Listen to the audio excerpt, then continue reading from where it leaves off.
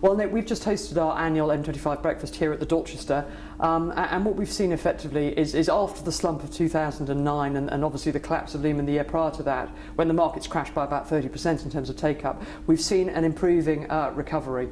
It's gradual, it's not coming rushing back at us quickly in terms of the occupier demand improvement, but it is gradually coming off the bottom, and from the beginning of 2010 we've seen an incremental improvement in most market areas.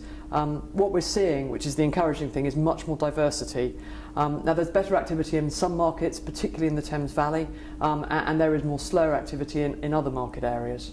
Okay, and where do you see occupier demand coming from? Most strongly, we're definitely seeing it in the Thames Valley, and the reason for that is the sectors that have been most active are the information, communications and technology sectors, the pharmaceutical industries, and to a lesser extent the retail brands, the FMCGs, the fast-moving consumer goods, and to some degree utilities, but of course with the commodities crash last week we're not quite sure where utilities is going to go. As a sector, certainly it's quite active at the moment. Okay, and if you could pick a few property hotspots, what would they be? I'm afraid they are perhaps rather obvious, because they're the towns that show at the moment less than 3 years supply, and particularly of new and grade A space, and it's the new and the grade A space that occupiers in the last 12 months have been focusing on. So those would be Uxbridge, Staines, Richmond, London boroughs effectively, Chiswick, partly because of course of the excitement of Chiswick Park, and then a bit further afield Maidenhead and Reading. Okay, and what might be happening to pricing in those areas, do you think? What we're gradually seeing is two things. We've seen occupiers move away from cost-driven decisions, which were happening in 2009, and in 2010, and actually the first quarter of this year, they're less concerned about cost, so they're prepared to pay higher rents. And they're also wanting better quality space, and naturally better quality space attracts a slightly higher price tag. Barry, does it make sense for banks to be holding on to assets at this stage?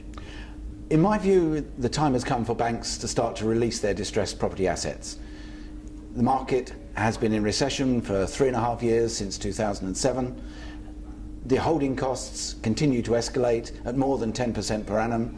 We know that property values are not increasing at more than 10% per annum, and certainly if you take capital expenditure into account, the banks are paying out more than they're getting in terms of revenue, and therefore the net value is going down.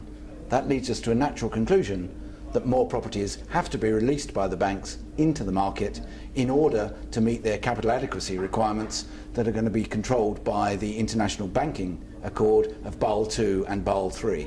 Okay, and so do you think that will lead to more deals going forward from this point? I think it'll lead to more property coming onto the market. I don't think it'll necessarily lead to more deals, or even at the same number that we had prior to the recession. And the key reason for that is the massive change in loan-to-value ratios. At 90% loan-to-value ratio, the borrower has to put in only 10% of their own money.